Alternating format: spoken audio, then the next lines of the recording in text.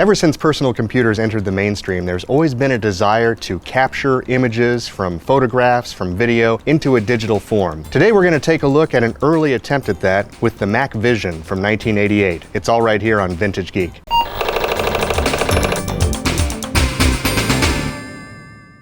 If you like what you see today, please consider liking and subscribing. We put a lot of hard work, effort, and time into each and every one of our videos, and the thing that helps us out the most is if you would consider becoming a Vintage Geek member. You can do that at the website. It's just under $20 a year, and you instantly get access to all of our content commercial-free, vintagegeek.com. Each and every one of our videos has some kind of video capture as part of it. When we look at these old machines, we're actually trying to take the direct output of the computer so that you can see them in the videos a little bit more clearly. But going back to the early 80s, a lot of companies were getting into that space and trying to make devices that could turn actual photographs and video images into something that you could use on your personal computer. One of those companies was Koala Technologies, and back in 1984 they came out with a product called the MacVision. Now this was an early digitizer unit, and basically what it's supposed to do is take an analog video source and be able to capture that image into some digital form that someone could use in their presentations, in their documents, in things that they would share. And in 1988, they actually came up with an update, which was called version 2.0, and that's what we actually have here today. You can see some of the images on the box and get an idea for what the pixelization and everything of these early digital captures looks like. But to really be able to experience this in person, I wanted to get some kind of a setup that would allow us to test this in real time. So today's experiment is going to include a lot of vintage technology from different years. I'm excited to give this a real test and see what kind of crazy art we can come up with our MacVision from Koala Technologies. First and foremost, we needed a computer that would be compatible with the MacVision adapter. We're actually using a Macintosh LC3, which is a 90s Macintosh, and actually this was one for the educational market. So this is a later unit, but it's fully compatible. Most importantly, we can actually get raw video from the Macintosh LC3. So we'll be able to see and be able to show in this video exactly what that looks like, which is super important for our experiment today. How do we actually get video from the LC3 into a format that we can capture? We're actually using an Apple presentation system. Now this was made by a third-party manufacturer and actually takes the RGB video out of devices like the LC3 and converts them into a composite video signal you can then look at with traditional equipment. So we will be able to get a good look at the screen of the Macintosh as we go through this. Next, we have to figure out where we actually capture our images from. According to the paperwork, you could theoretically use a VHS tape and a VCR. We did that test before even making this video, and unfortunately that will not work. The reason why is because the VHS tape can't really do a full still frame image. Even when you're paused on the VCR that we have, it's still rolling a little bit. We really needed something that could provide an actual still image without any kind of screen roll. So we got out our Laserdisc player for the test today. This particular Laserdisc player is a Pioneer. It's a model LD-V4400, and this is actually a professional Laserdisc unit. Lastly, we wanted to have a piece of equipment that could capture video in real time as well as having a still frame image. We're using a Sony digital Handycam. This one was actually my personal camcorder from about 2001, I believe is when I purchased it. Sony Digital 8 Handycam camcorder. Advanced features, amazing digital clarity. This is the actual MacVision device, and it's pretty simple. There are two cables. One of them is physically attached to the back of the unit. This actually goes to the computer. It goes through a secondary plug and a secondary adapter box that basically injects power into it and then connects to the serial port on the back of the Macintosh. That provides the communication between the MacVision and the actual Macintosh system. Then you have the RCA connector on the back of this unit. The RCA connector, of course, just connects to a standard cable that you can use with any composite signal, like a video camera, a laser disc, anything that has a composite out, you can use and plug into this device. That's really about it, except for the two large knobs on the top. And this gives you the adjustment of brightness. They're a little bit hard to turn, and then you've got one for contrast. So this is going to help us get the image where we want it. It's going to take a little bit of tweaking, so I'm glad that they put these adjustments on the box. There's a piece of software that came with it, designed specifically for the MacVision. We have that installed on our Macintosh LC3. So I think we're ready to fire this up and give it a shot and see what we can capture with our MacVision device. We now have our test setup ready to go, and I want to say first and foremost that there's a lot of noise coming out of the Macintosh LC3 right now. It sounds like a kettle is boiling, and I'm not really sure why. Just pretend that it's not there. I have the Laserdisc player ready to go. For today's test, we were able to obtain a copy of The Lawnmower Man, the unrated director's cut from 1992. So we should have some pretty good imagery to try to capture a still frame from. Now I do have the disc inserted and I've paused it in one of the tracks. I'm gonna try to move the track forward so that we can get a really neat image to try to capture. I should be able to use a scan first and foremost. Oh wow, there's a lot of great imagery here. I can actually go frame by frame with this Laserdisc player, and honestly, watching each frame advance in this particular movie is both awesome and terrifying at the same time. This is absolutely fantastic. I'd like to be able to capture all of these images, but let's go ahead and get it to this point. And I think right about here looks like it's going to be a good shot for us to try to capture. This is going to look very cool in black and white on the Macintosh. So let's see if we can capture this with the software. The program is called MacVision IP, so I'm going to go ahead and open that up here. Digitizer is now showing as an option, and we've got MacVision Grayscale. So let's go ahead and open that up and see what happens here. All right, so we've got the MacVision Grayscale Serial Video Digitizer, and actually it looks like it's scanning in real time to give us a preview here. This is already looking fantastic. I think this is going to be a really cool piece of art. It looks like it's just kind of scanning over and over. It's probably just doing this on a repeating loop so you can see what's happening. Now it's interesting to me that it's not exactly the same during each pass. Even this one, now we've got a lot more blurring going on with one side of the face, so I'm not sure what causes that. But let's see what happens if we kind of tweak the brightness and contrast. Let's give it a little bit more brightness and see what happens. Okay, yeah, there's a noticeable difference there. Definitely brighter. Makes the face a little bit too washed out, so I think I'm gonna put that back down to where it was. Maybe we'll turn up the contrast a little bit. Oh, that, that was too much, too far.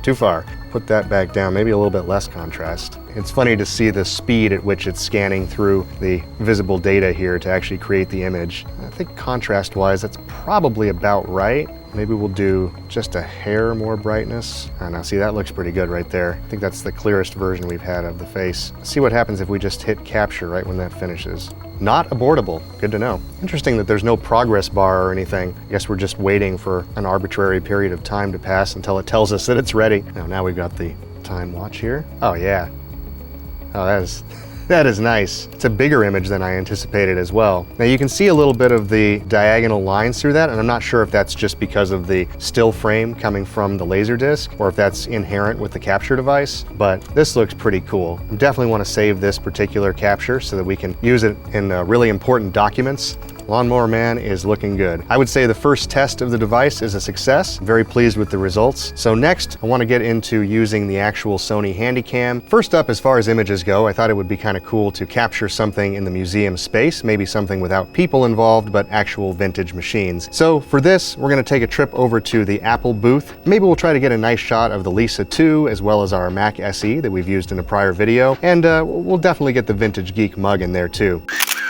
And now to grab that capture with our MacVision device, all we have to do is plug the Handycam into the MacVision. This particular Sony device has a cool memory play function. This is how you can actually show the images on the memory card directly through the composite output of the camera. I've got the image pulled up on the Sony. Let's see what we can do with our digitizer. It looks like on first pass we are getting an image, but it is very bright, so I'm not really seeing any detail here. Let's go ahead and pull that brightness down, see if we can get that into a more manageable state. We might need a little bit more contrast as well. Maybe I need to go the other direction. See what this looks like on this pass. Okay, now we're seeing more definition in the screen on the Mac SE. That's good. Still not great. Let's see if we can get that a little bit better. If we turn the brightness down a little bit more. Okay, I'm starting to make out the Vintage Geek logo on the coffee cup, so that's good. And now we've got more of a screen color happening with the Lisa 2. I'm gonna turn this down significantly. Yeah, I think overall that looks better.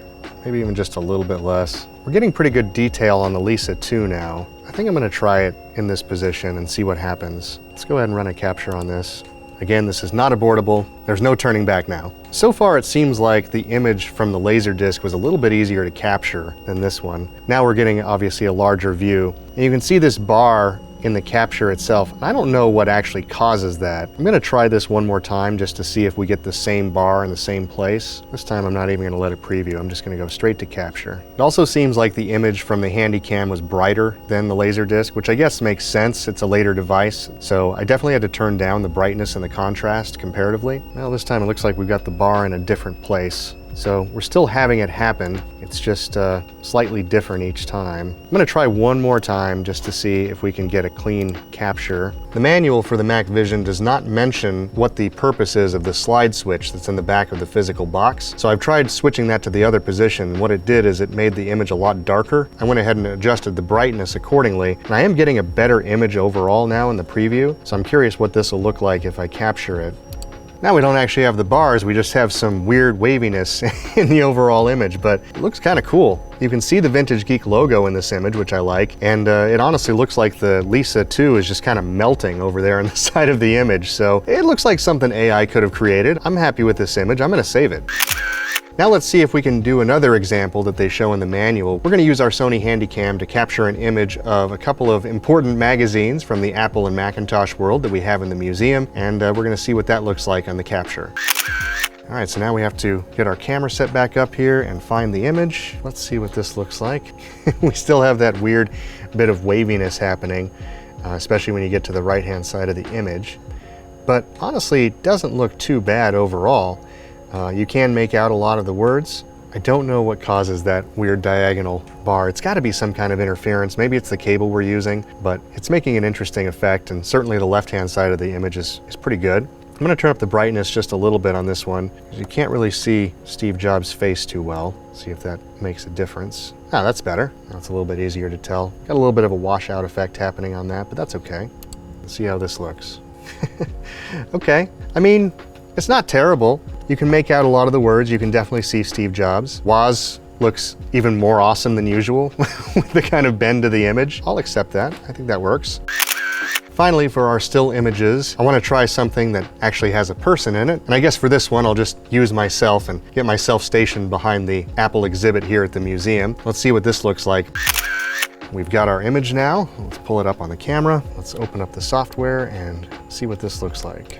I see that it's put the distortion on my face, which is awesome. Apple II is looking a little weird there. I'm gonna give it a little bit more brightness. Okay, let's see. What does this look like? Change this to halftone. Oh yeah, that is pure art right there. It's got thumbnail written on it potentially. Maybe for an upcoming video, who knows? The halftone's kind of a cool approach, and we still have that waviness happening with the diagonal bar. Just looks like the monitor is a little deformed, so I guess I'll take that, and let's go ahead and save that. Now, we're gonna have to put this to the true test. We need to see what it'll do capturing video in real time. This is gonna be interesting because essentially it's capturing frame by frame, but in the case of live video, those frames are changing slightly as you go. So for this experiment, we've put the Handycam in video mode. We're not playing back a still image or anything like that. And we have it running through the MacVision like we've had the whole time, so we can see what that looks like in an actual captured image. I'm gonna continue talking while I actually hit the capture button so that we can see what the resulting image is. Is it going to make it a blurred image? Is it going to capture one frame? I'm not really sure. So let's see what happens when we hit the capture button. We're going to let it do its thing. It should be really interesting to see the final result that happens when we get the video back that shows this. So it does appear that it captured one particular frame. So I'm assuming that it does the capture instantaneously, and then it's basically using the rest of the processing time to generate the image. So now to test this a different way, I've hit the capture button while talking, and I've put this into grayscale mode and the frame average. This should be taking a number of different frames and taking the average image, which should be very interesting because I'm actually in motion while the capture process is going on. And now we're talking. Now we've got a truly distorted image from all of the motion happening while the capture was occurring. This looks more to me like what AI art looks like in some cases. You know, there's definitely some semblance of real things happening, but there's also a lot of weird distortions and anomalies. So I'm going to put this in the weird art category. We have one final test to do with our capture device today. I really don't know what's going to happen with it, but I want to create a paradox. So basically, point the camera at the monitor and create the repeating image that goes on forever and see how it handles that, if it can even handle that. It's time to get weird. So I'm pointing the camcorder directly at the screen, so it should be capturing itself. And I think for this one, we're going to want to go with a single frame capture. If I can hold this still, I can go ahead and hit capture and see what happens. Oh, interesting. So we did get the image, but I forgot about the fact that it doesn't continue to show the image as you're actually doing the physical capture. May have to get a little bit more creative here. I think for this one, the only way we're really going to be able to see it is to leave it in the preview mode, and hopefully that will translate. Well, in that pass-through, you can definitely see the screen coming back through. I might be able to do a still camera shot of the captured image and then recapture that. Play back that image and then capture that, which should be a much cleaner image overall. And hopefully we'll at least get the basic idea of the paradox. We'll see what this looks like. Well, it wasn't quite the paradox I was envisioning. I thought maybe we'd see a little bit more depth, but I guess I shouldn't be too surprised with the distortion happening with the diagonal lines, but at least you can see the beginning of it happening here as one image is within another, within another. So I'm gonna go ahead and save a copy of the paradox file and consider that a win overall. Well, that was a fun experiment to have with the MacVision. Glad that the device works as it was advertised. Really an interesting way of looking at the history of video capture, and I'm glad that we have this in the museum. If you like what you saw today and you like vintage tech, be sure to like and subscribe. And one thing that helps us out tremendously is you becoming a Vintage Geek member. You can do that on the website. It's at vintagegeek.com. For just under $20 a year, you get access to all of our content commercial free, and you get a few bonus extras as well. Today, for example, we're going to post these TIFF images on the video so you can actually download them and possibly use them for a screensaver or send to all your friends or just laugh at them. Really, whatever you prefer to do is fine with us. Until next time, I'm Aaron, and this has been Vintage Geek.